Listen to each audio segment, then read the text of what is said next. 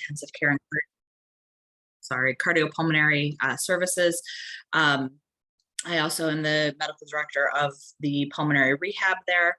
And so today we're going to talk a little bit about COVID-19 in the lungs and just what we know at this point, 2.5 years into the pandemic. So our objectives for today are to discuss the symptoms of COVID-19 in the lungs, how we treat pulmonary COVID-19 and post-COVID pulmonary disease, which is probably the main focus for most people in this group as we see these patients in clinic and then hopefully in pulmonary rehab.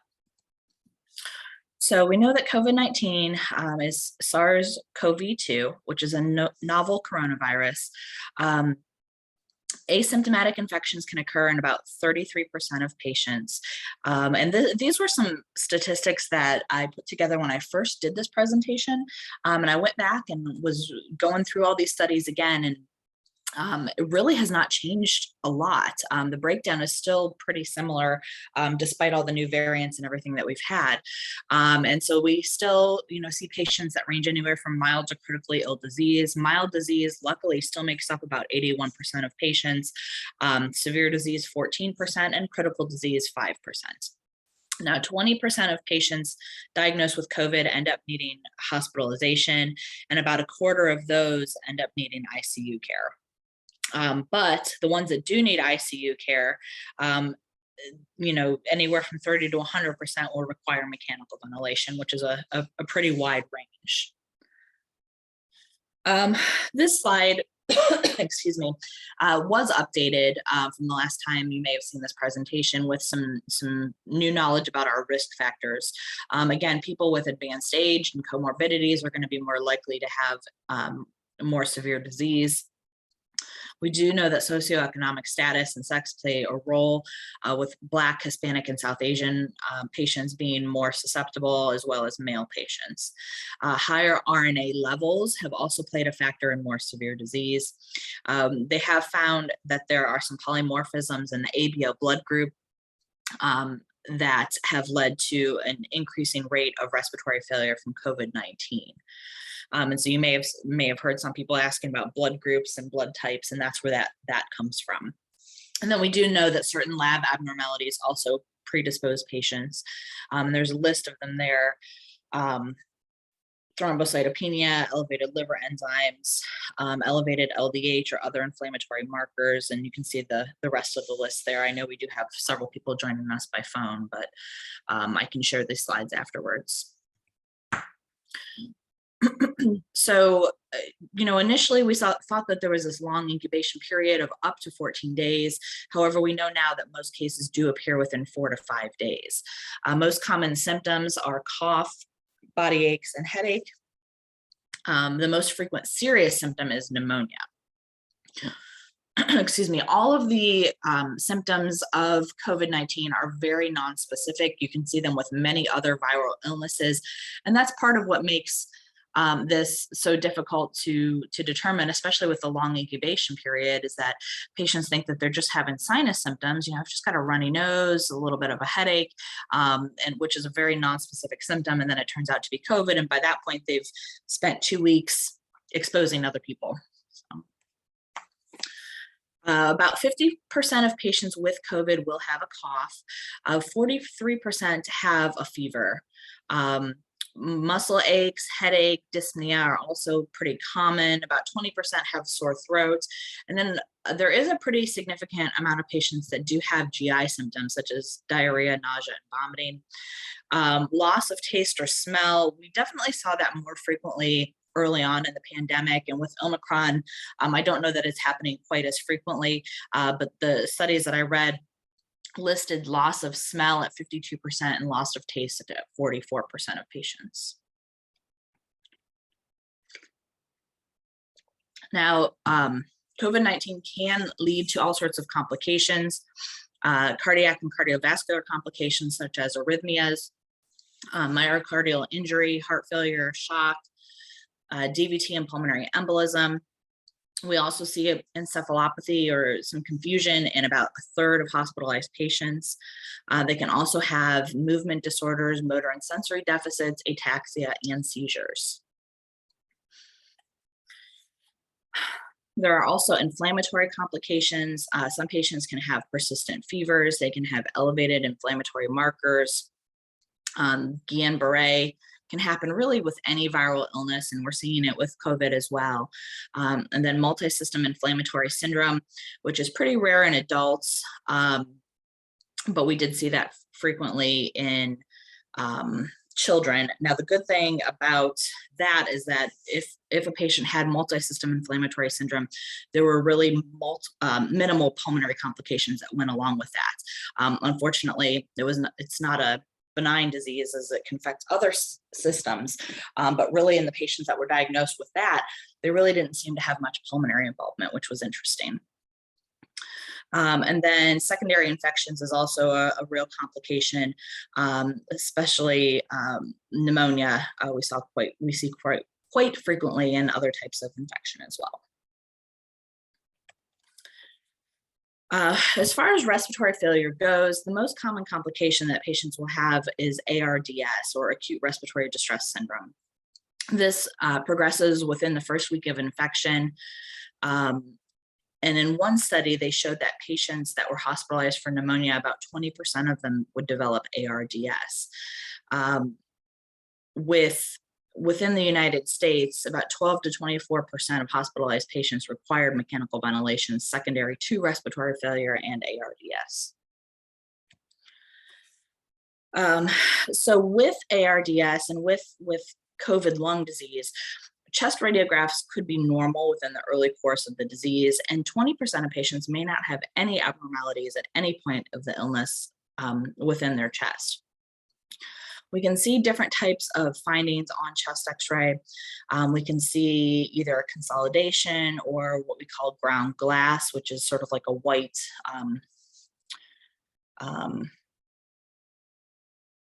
opacity within the lungs, and they can be bilateral, they can be in the periphery of the lungs, they can be in the lower lung. Those are the most common findings, and you can see in this image here all sorts of different findings. They can be located really anywhere. So again, nothing is specific when it comes to COVID-19.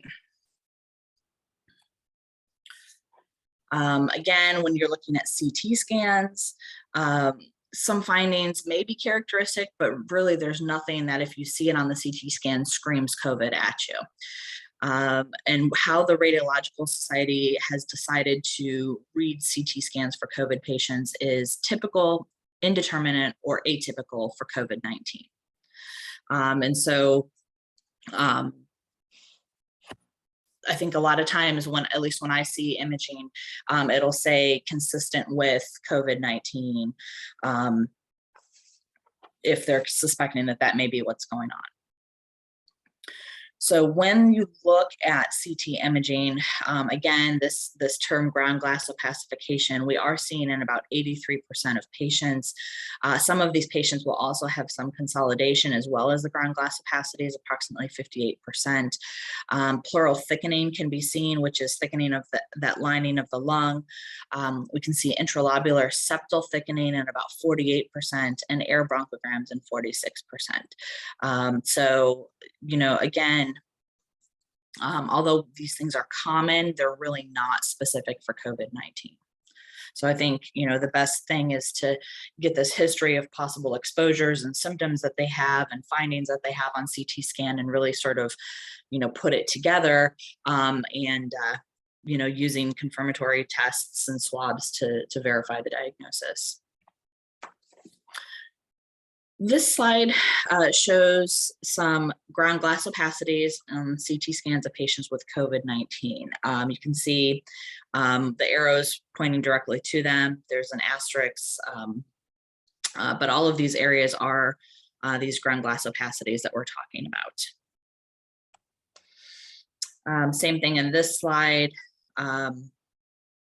Just different pictures as you go further down in this patient. This is all the same patient of these areas of ground glass.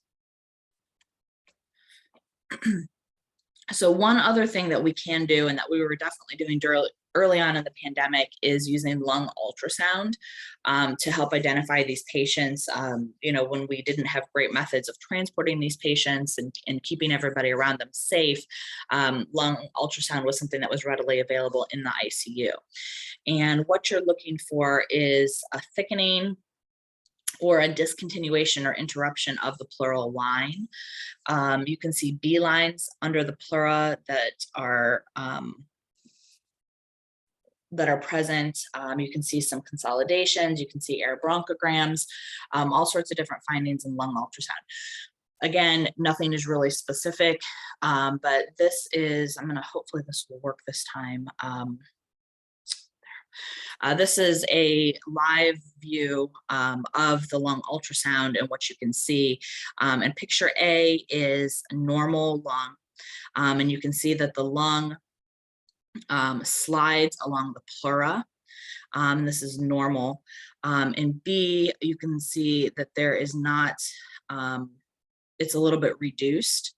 The sliding is a little bit reduced, and there are some B lines, which are vertical lines heading down from the lung. Here in picture C, you can see that there is severely reduced sliding. You can see sort of a consolidation here, and then you can see all of these sort of vertical lines heading down, which are called B lines. And then here in D, you can see that there's been a lung collapse. You can see sort of this solid area here. This is an air bronchogram headed through this tissue. And so this follows A, B, C, and D, follow progression of disease from no disease at all in A to severe disease and collapse in D. Let's see how we get back over here. I apologize. There we go. All right. So how do we manage acute pulmonary disease in these patients? So the severity of respiratory disease can be divided into mild, moderate, and severe. So patients with mild disease have fever, body aches, cough, upper respiratory symptoms, but no evidence of shortness of breath. As soon as patients develop shortness of breath, they are considered moderate disease, and some studies have shown that these patients do warrant hospitalization. Patients can have some infiltrates and they can still be considered to have moderate disease, but as soon as patients develop hypoxemia or any type of need for oxygen or ventilatory support, it's considered severe disease. And what they considered hypoxemia is any saturation that's less than 94% on room air, which, some of our COPD patients live in that area, but as far as healthy non-disease patients, they recommend 94% or less on room air.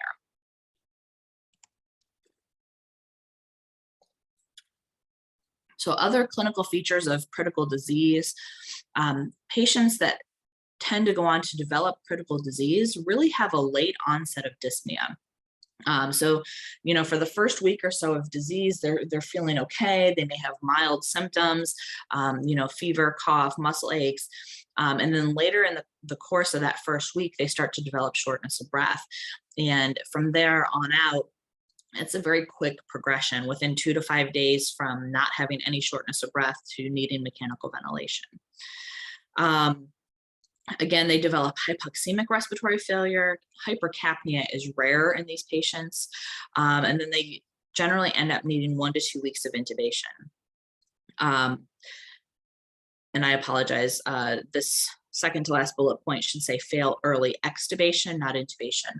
And very few of them will go on to need a tracheostomy, but usually after they fail that first extubation attempt, hopefully, if they're going to be successful, they are.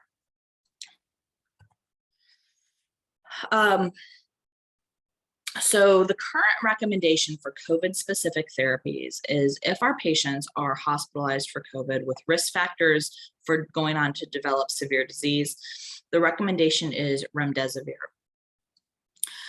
If our patients are hospitalized for a non-COVID reason, so they broke a hip or they have DKA or something like that, and they either have an incidental finding of COVID or they acquire COVID while in the hospital, and they have risk factors for severe disease, The recommendation is to evaluate them to see if they are an appropriate candidate for either, and I'll butcher this, nirmatrelvir, ritonavir combination, monoclonal antibody therapy, or remdesivir. And so the eligibility criteria for this is that they have non-severe symptomatic COVID-19 with symptom onset within the prior 5 to 10 days, and they are at high risk for progression. This category of medications is slightly different than if they are hospitalized, with COVID being the primary indication. And if we have patients that are in the hospital, they are not requiring oxygen, they don't have any risk factors for progression to severe disease, the recommendation is symptomatic treatment only for these patients. Now, when we have patients in the hospital that have COVID-19, the recommendation is, we're going to talk about some recommendations for respiratory management.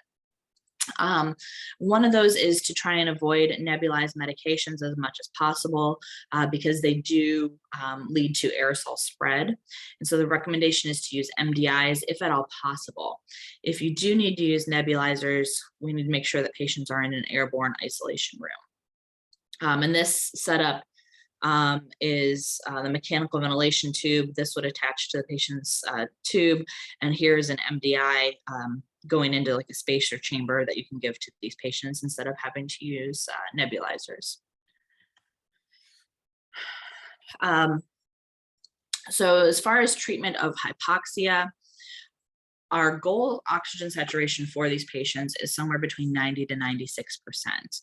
Nasal cannulas will provide up to 6 liters per minute, with non-rebreathers adding up to 10 liters per minute. High flow nasal cannula and non-invasive positive pressure ventilation is controversial because they both do increase the risk of aerosolization. We need to make sure that these patients are in isolation. There's a recommendation of using a surgical mask over top of these modalities if they are needed. High flow nasal cannula is generally preferred over non-invasive ventilation, other than when the patients are in acute hypercapnia due to a COPD exacerbation or acute heart failure. And the recommendation is to make sure that we're reassessing these patients frequently to make sure that they're not progressing and needing mechanical ventilation instead. So there was some thought early on about trying to aim for higher oxygen saturation in order to be able to minimize healthcare provider entry into the patient's room, whether it's nurses or physicians or whoever is taking care of this patient, respiratory therapists. So indications for mechanical ventilation in COVID patients are signs of respiratory distress, such as accessory muscle use, paradoxical abdominal breathing, a rapid progression of disease, oxygen saturations that remain below 90% despite maximal supplementation, arterial pH of 7.3 with PaCO2 of greater than 50, patients requiring more than 40 liters per minute with high flow nasal cannula, as well as oxygen of greater than 60, and then hemodynamic instability and multi-organ failure. So again, with this, there's not really anything that's specific to COVID. These would all be indications to put a patient on a ventilator, regardless of whether it was COVID or pneumonia or any other respiratory disease that had provided respiratory distress. So nothing really specific about COVID on this slide. One thing to keep in mind with these patients is that we know the underlying cause is COVID, but if it leads to ARDS, we manage them just like we would manage any other patient with ARDS. The goal is for low tidal volume ventilation with a target of 6 milliliters per kilogram of predicted body weight. We would start the respiratory rate at 25 to 30 with a goal of getting them down to 10 to 15 breaths per minute. Their PEEP FiO2, we want to start their PEEP of somewhere between 10 to 15 centimeters of water to start. titrate their oxygen to target a PaO2 of 55 to 88 or an oxygen saturation of 90 to 96% for most patients. With some of our COPD patients, we do target a little bit lower. Plateau pressure, our goal is to keep it less than 30 centimeters of water, and our goal pH is going to be greater than 7.15. Remember, in patients with ARDS, we do allow them to run slightly acidotic, but as long as their pH is greater than 7.15, that's still within acceptable limits.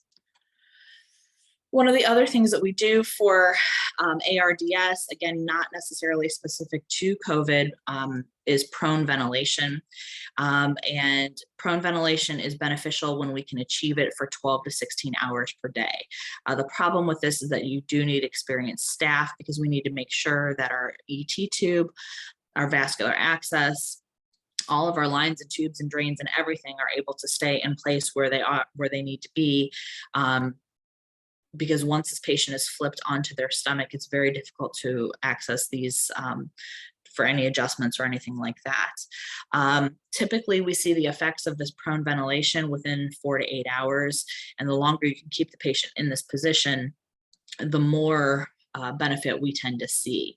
And again, what we're doing by flipping the patients onto their stomach is allowing those dependent portions of the lungs, which is usually the posterior aspect, that to get some ventilation, which really seems to help improve oxygenation for these patients. So specific treatments, dexamethasone. We can use this in patients that are severely ill on oxygen or ventilatory support. Recommendation is 6 milligrams a day for 10 days or until discharge, whichever is shorter. You can use other steroids if you don't have access to dexamethasone, would just be the equivalent. It is not recommended that you use dexamethasone for prevention or treatment of mild or moderate COVID. This is only for our critically ill patients. And keep in mind that the adverse effects of steroids include hyperglycemia and an increased risk of infection. There is another medication, tocilizumab, which is an IL-6 pathway inhibitor. We know that elevated inflammatory markers and cytokines are associated with critical and fatal COVID-19. And so the thought is that by giving this medication, you're blocking this inflammatory pathway, which may hopefully help to prevent disease progression. It's recommended for use on patients that are on high flow oxygen or more support. Now, there is some recommendations that if you have a patient who's on just regular oxygen support, but they look like they're headed towards high flow, that you may want to start it on those patients as well to hopefully try and progress this or prevent this progression. You can also use it in patients that are on dexamethasone, and it's limited to 1 dose. Other rescue therapies that we can use for patients with critically ill from COVID include recruitment maneuvers and high PEEP strategies, pulmonary vasodilators such as nitric oxide or epoprostenol, neuromuscular blockade for patients with refractory hypoxemia whose PF ratio is less than 100, or patients that are desynchronous with the ventilator. If you're able to paralyze those patients and take away their struggle to breathe, sometimes that allows the ventilator to do its job a little bit better and help to improve outcomes. And then as a last resort, we've used ECMO, and you can see the ECMO machine here, where we're essentially removing the patient's blood, oxygenating it, and putting it back into their body because we've been unable to deliver oxygen in any other efficient way. So post-COVID pulmonary complications. So I wanted to start off with some terminology. Acute COVID is symptoms of COVID that last up to 4 weeks after the onset of symptoms. So within the first month, you're still considered to have acute COVID. After that, they call it a post-COVID condition. And these are symptoms that would develop during or after COVID that would continue for at least 2 months after acute COVID. So it would be up to 3 months after diagnosis that impact the patient's life and that are that are not explained by an alternative diagnosis. And this actually does have its own ICD-10 code, which is U09.9, and this is for post-COVID condition. And so then the United States Department of Health and Human Services and the Department of Justice define long COVID as a disability if it limits either physically or mentally one or more major life activities.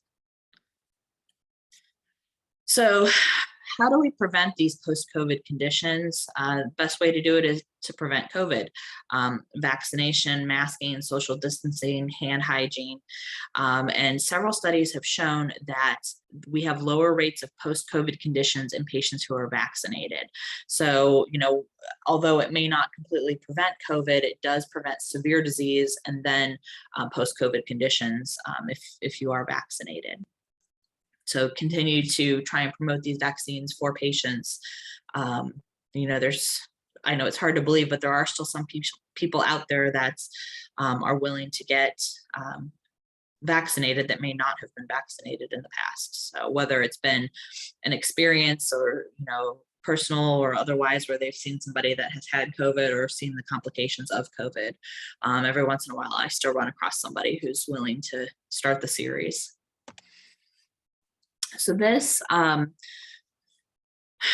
shows the timeline down here at the bottom. You can see 2 weeks before onset. Remember, we had a 14-day preliminary period before patients became symptomatic, where they've had this exposure. And you can see that their nasopharyngeal levels are increasing. Their viral isolation from the respiratory tract is increasing. This is where they turn PCR positive. This is the acute COVID phase through week 4. And then after this, they've got what used to be called subacute or ongoing COVID. And they can have fatigue, dyspnea, cough, PTSD, sleep disturbances, chest pains, thromboembolism, kidney disease, all sorts of symptoms that continue out into 12 weeks, 6 months, and even longer from what we're seeing now. This is another way to talk about what types of post-COVID conditions patients are having. And this study showed that at least 80% of patients have one symptom or more. Most common is fatigue, which was about 58% of patients had fatigue as their post-COVID condition, with headache and attention disorder, hair loss, dyspnea following closely behind. So, really don't have a ton of information because COVID is still pretty new as far as what happens post-disease, post-pulmonary disease. But we've been able to make generalizations from other SARS viruses. And we know that for the first few months after COVID, these patients do tend to have significant impairment. They can have some radiologic changes that may or may not correlate to their clinic symptoms. Some imaging changes may last for a long time, and some may even be permanent. And it looks very similar to like a viral pneumonia type of picture. What we see in that is some diffuse alveolar damage. We can see interstitial lymphocyte infiltration. We can see edema, fibrosis, alveolar hemorrhage. And this X-ray here shows just a lot of damage to the lungs. All of this white should not be here. This looks like a fibrosis type of picture in these patients, which may or may not have any improvement. Again, we talked earlier about these patients developing these ground glass opacities. Then they can have like a consolidation or a pneumonia on top of these ground glass opacities, which then tend to progress towards pure consolidation. And then they can have these band-like opacities, and then they can go back into ground glass opacities, and then hopefully they clear and patients' lungs go back to normal. So that's sort of the progression of what we see in some of these patients. And so here on this slide, you can see in A, we've got these ground glass opacities, possibly with some consolidation starting down here in the right lung, posterior aspect of the right lung. This you can see tends to be a little bit more solid, some consolidations forming. And then here These are sort of forming those band-like formations. And then we start to see resolution over here. It's maybe a little bit of ground glass or resolving completely with a little bit of band-like opacities remaining here in the right base. And this, again, is 90 days out for this patient. So despite the patient, hopefully feeling better by 90 days out, you're still seeing some of these changes on imaging. And this is another patient here at day 1, they've got some ground glass opacities. At day 11, you can see that these have really become consolidated and a little bit more solid. And then here you can see where they started at day 35 to form some fibrotic bands.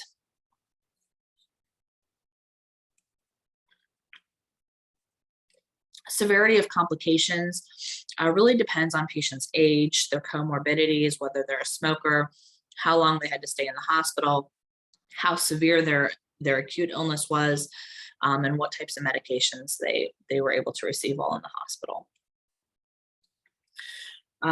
This study looked at post-COVID complications.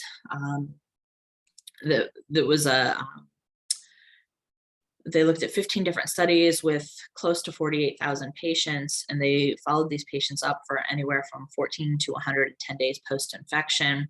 The ages of the patients were 17 to 87, and again, 80% developed one or more long-term symptom. This was the diagram that I showed earlier came from this study.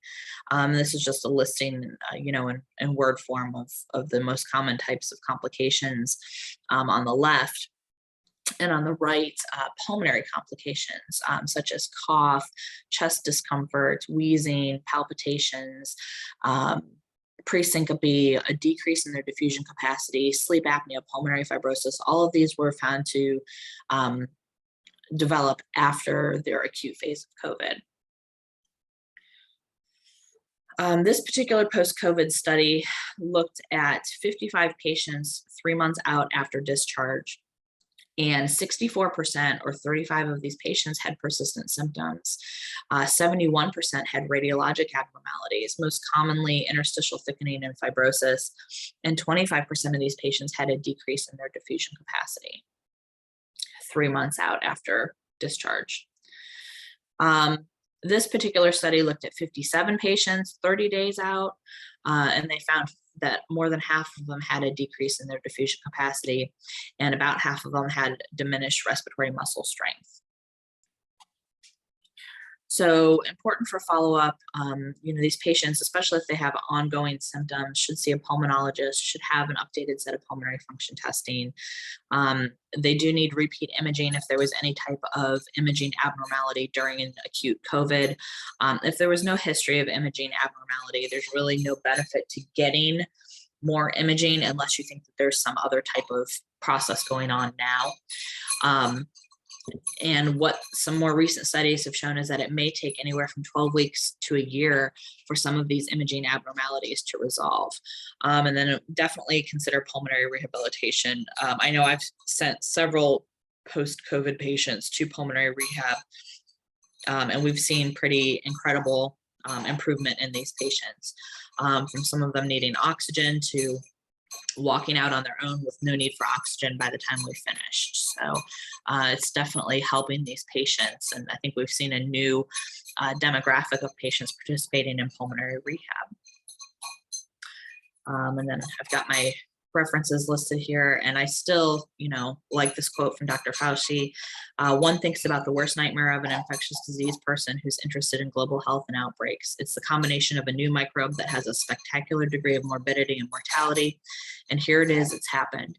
Your worst nightmare, the perfect storm. It's one of those things where you're really just functioning on adrenaline. We're learning on the fly, learning on the job, building the plane as they're flying it.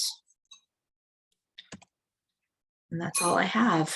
I'm happy to take any questions, and I will stop sharing.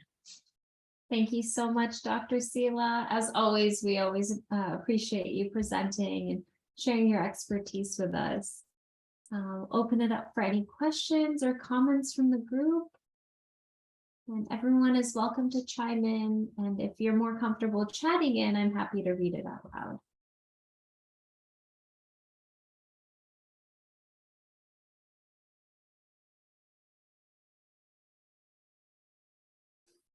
Grace Ann, I see you raised your hand.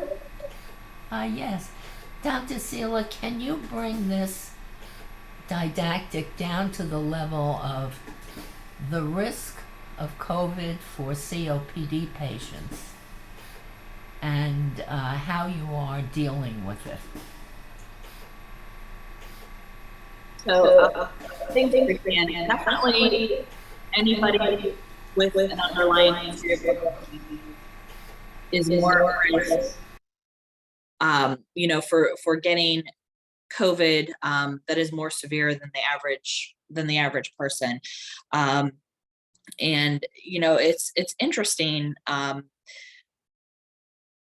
that I've actually had some patients with COPD that actually have had pretty mild disease. So it's funny, you know, you tend to think with some of our other viral illnesses, the more severe a patient's underlying disease is, the higher they are for having, higher risk they are for having more severe disease. And COVID doesn't seem to follow all of those exact rules, but you know, we don't have a crystal ball and we can't predict that. And so the best thing that we can do for our patients with underlying is to try and prevent COVID and all of it. So whether they're vaccinated or staying home, we need to do our best and edit because we don't know our COPD patients are going to get severe. That's really what I'm trying to do with patients, trying to educate everybody if they're not vaccinated that they need to get vaccinated, and you know, to try and prevent this, and family members need to be vaccinated or need to take proper precautions.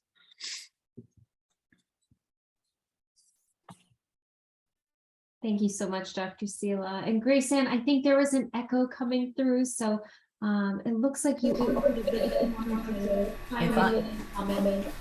I hope I'm not the echo, but my further question is, one hypothesis has been that people with COPD have sheltered in place much more than the general population. And that may be one reason why, although they are at higher risk for COPD, for COVID, if they have severe COPD, that population, although the mortality is greater with those with severe COPD, but they may have sheltered in place for longer periods of time than others. I think you're absolutely correct. I treated far less COPD exacerbations during COVID than I did prior to COVID. And I think that's why. I think my COPD patients were terrified that if they caught COVID, they would die. And so I think that they did shelter in place. They did wear their masks. They didn't go out in public. I still have patients that are not going out in public. And I really think that it has helped to cut down not only on their risk to COVID, but their risk to other viral illnesses and other things that cause COPD exacerbations.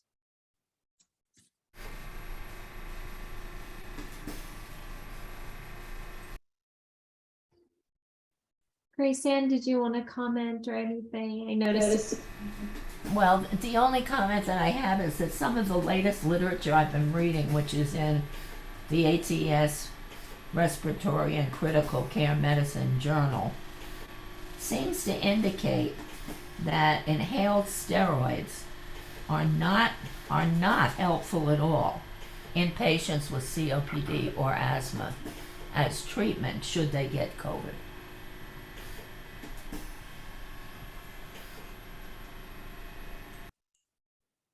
I've seen that literature as well. You know, and inhaled steroids are not first line or second line for patients with COPD. And we have seen that sometimes, you know, steroids in general are more prone to causing increased risk of other infections. So I'm not sure. I'm not sure about that because we do know that even though it's not first or second line for COPD, when we have patients that are not responding to our inhaled LABAs and LAMAs, adding the ICS sometimes will help these patients too. So I'm not entirely sure about that. And I think, we do still continue to need to look at that. I think you're absolutely right, but the interesting thing is that it was also not helpful for asthma patients, and one would think they would be the ones who would benefit from it. Right. Exactly. Yeah, I don't understand that. It's interesting because you would think that what the inhaled steroids do, they open up the airways and they decrease inflammation. And I talked multiple times throughout my presentation about decreasing these anti-inflammatory or these inflammatory pathways. And so with steroids, you would think the process by which they work, you would see some improvement. So that's been an interesting finding. Thank you so much, Grace-Ann, for those comments and questions. And we got a chat in as well, asking, curious about your thoughts on how we should be addressing the socioeconomic factors you mentioned. I think, again, like with our immunocompromised patients, I think the best thing we can do is try and get education to these groups and explain to them the importance of being vaccinated to try and protect themselves. A lot of times resources are not available to these groups, whether it's the hospital beds or whether it's the directed treatments towards COVID. And there's also a lot of distrust sometimes in some of these lower socioeconomic groups. And so I think, the more education we can provide, and the more grassroots, vaccine clinics and things like that can be provided to these patients, I think hopefully our vaccine rates will go up, and that alone will offer some degree of protection for these patients. Thank you, Dr. Sela. And Danelle, I didn't know if you wanted to expand on that or if that would answer your question.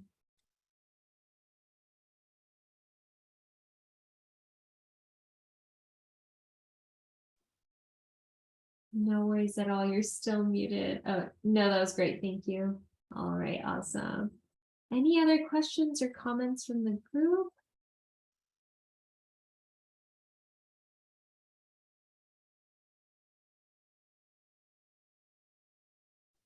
All right, well, if there are follow-up questions for Dr. Sela, just email them my way. I'll make sure to have them addressed for you. Thank you all so much for joining today. And thank you as always, Dr. Sela, for your wonderful presentations. We really appreciate it. The only announcement that I have is that the next session will be on October 17th, and Dr. Richard Moorhead will be presenting on thoracic manifestations on heart disease. So keep an eye out for that reminder. Thank you all, and I hope you have an awesome day and week. Take care, everyone. Thank you.